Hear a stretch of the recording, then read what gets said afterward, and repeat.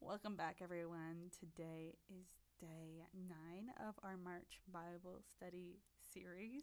We will be reading Job 13 and Job 14 today. Look, I have seen all this with my own eyes and heard it with my own ears, and now I understand. I know as much as you do. You are no better than I am. As for me, I would speak directly to the Almighty. I want to argue my case with God Himself.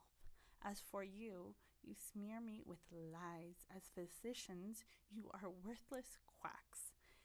If only you could be silent. That's the wisest thing you could do. Listen to my charge. Pay attention to my arguments. Are you defending God with lies?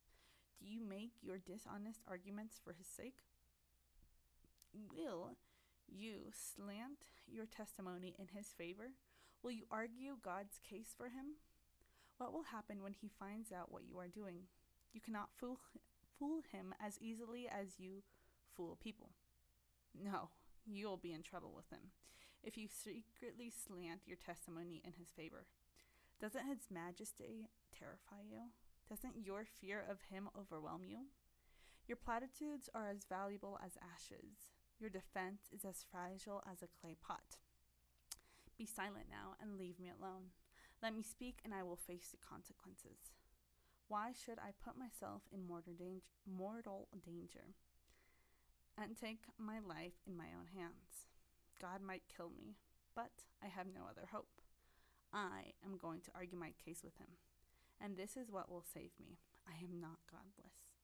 If I were, I could not stand before Him. Listen closely to what I am about to say. Hear me out. I have prepared my case. I will be proved innocent. Who can argue with me over this? And if you prove me wrong, I will remain silent and die. O God, grant me these two things, and then I will be able to face you. Remove your heavy hand from me, and don't terrify me with your awesome presence. Now summon me, and I will answer. Or let me speak to you, and you reply. Tell me, what have I done wrong? Tell me my rebellion and my sin. Why do you turn away from me? Why do you treat me as your enemy? Would you terrify a leaf blown by the wind? Would you chase dry straw? You write bitter accusations against me and bring up all the sins of my youth. You put my feet in stocks. You examine my path. You trace all my footprints. I waste away like rotten wood, like a moth-eaten coat. That was Job 13, and now Job 14.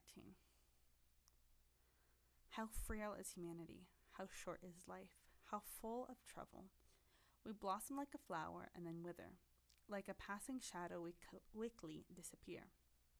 Must you keep an eye on such a fragile creature and demand an accounting from me? Who can bring purity out of an impure person? No one. You have decided the length of our lives. You know how many months we will live, and we are not given a minute longer. So leave us alone and let us rest. We are like hired hands, so let us finish our work in peace. Even a tree has more hope.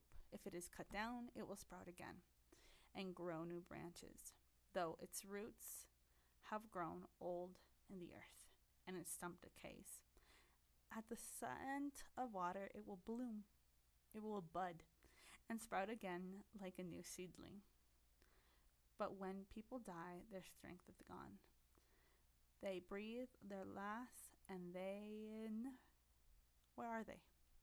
As water evaporates from a lake and a river disappears in drought, people are laid to rest and do not rise again.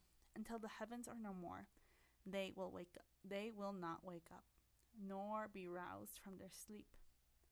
I wish you would hide me in the grave and forget me there until your anger has passed. But mark your calendar to think of me again. Can the dead live again? If so, this would give me hope. Through all my years of struggle, I would eagerly await the release of death. You would call, and I would answer, and you would yearn for me, your handiwork. For then you would guard my steps instead of watching for my sins.